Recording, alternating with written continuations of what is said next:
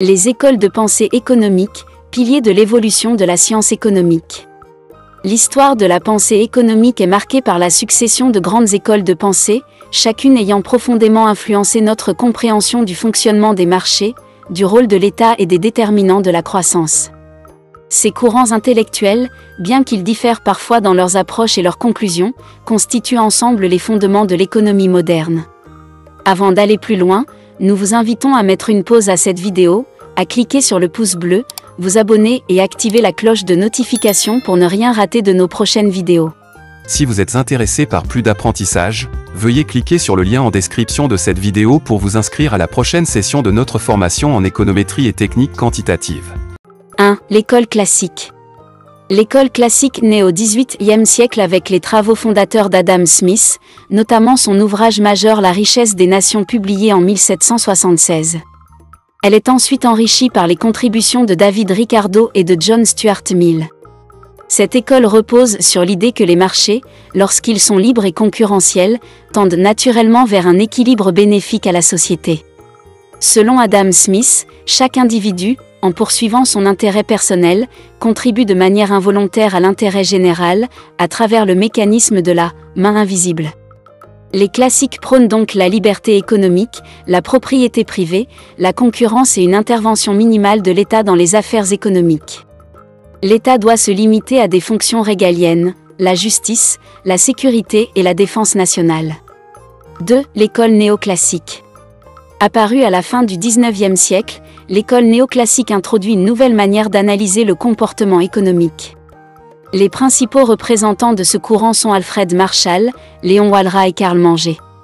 Les néoclassiques placent au cœur de leur raisonnement l'analyse marginale, ils s'intéressent à la manière dont les agents économiques prennent leurs décisions à la marge, c'est-à-dire en fonction des variations infimes des coûts et des bénéfices.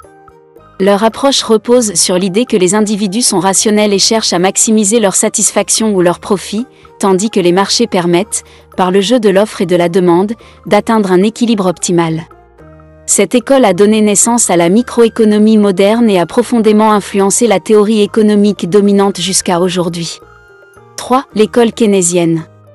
Au XXe siècle, la Grande Dépression des années 1930 remet en question les fondements du libéralisme classique. C'est dans ce contexte que John Maynard Keynes publie la théorie générale de l'emploi, de l'intérêt et de la monnaie en 1936. Keynes soutient que les marchés ne s'autorégulent pas toujours et que, dans certaines circonstances, ils peuvent durablement engendrer du chômage et de la sous-production. Il met en avant le rôle déterminant de la demande globale, c'est-à-dire la somme de la consommation, de l'investissement et des dépenses publiques dans la détermination du niveau de production et d'emploi. Selon lui, lorsque la demande est insuffisante, l'État doit intervenir activement, par la politique budgétaire et la politique monétaire, afin de stimuler l'économie.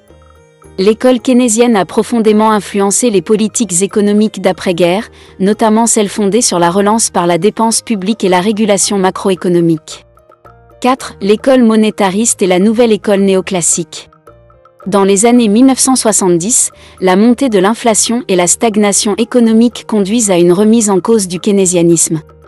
L'école monétariste, dirigée par Milton Friedman, propose une alternative. Les monétaristes affirment que les fluctuations économiques proviennent principalement de la variation de la masse monétaire. Pour eux, l'inflation est toujours et partout un phénomène monétaire. Ils plaident pour une politique monétaire stable et prévisible, limitant les interventions de l'État dans l'économie. Dans le prolongement de ce courant, la nouvelle école néoclassique, incarnée par Robert Lucas et Thomas Argent, introduit la théorie des anticipations rationnelles. Elle soutient que les agents économiques forment leurs attentes de manière rationnelle et réagissent immédiatement aux politiques publiques, ce qui rend ces politiques souvent inefficaces à long terme. Ces théories ont inspiré les politiques économiques libérales menées dans les années 1980, notamment celles de Ronald Reagan et de Margaret Thatcher. Pourquoi ces écoles sont-elles importantes ? Ces différentes écoles de pensée illustrent l'évolution de la réflexion économique au fil des siècles.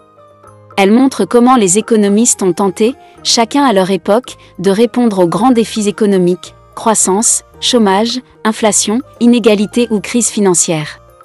Elles expliquent également pourquoi les politiques économiques peuvent diverger d'un pays à l'autre, selon les convictions et les priorités des décideurs.